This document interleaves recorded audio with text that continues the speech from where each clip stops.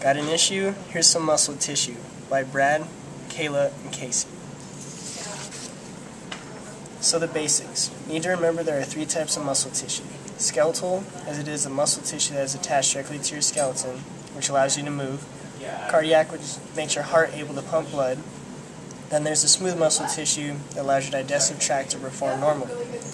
These tissues vary in small ways, but you will know it's muscle tissue by its compact and relatively cylindrical cells. Let's start with how to identify the tissue. Cells will be striated or have small scratch-looking marks on them. These cells will also be large compared to other cells and have multinuclei. These tissues' function is to allow your body voluntarily movement of, well, everything. The only real special form to these cells is that they have an elastic look. This form promotes your body's movement.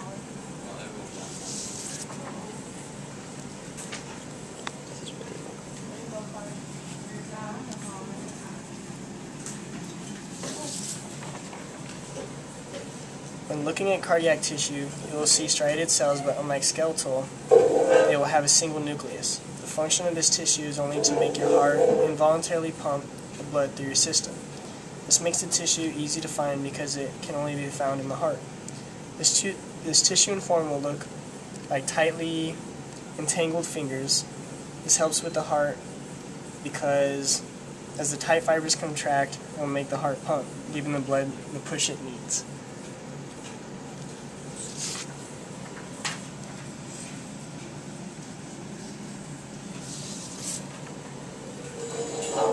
The way you will recognize smooth muscle tissue is there will be no striations to the cell unlike the other two. However, this tissue cells will only have a single nucleus. The function of these cells is to line your digestive tract, mainly your intestines, to keep food moving through it. However, there are also the tissue cells responsible for the vasoconstriction and dilation of the blood vessels. The form of these cells is wave-like. This allows for that constant movement of foods and chemicals through your intestines. But for this loose, wave-like motion, these cells will not contract as quickly as the others.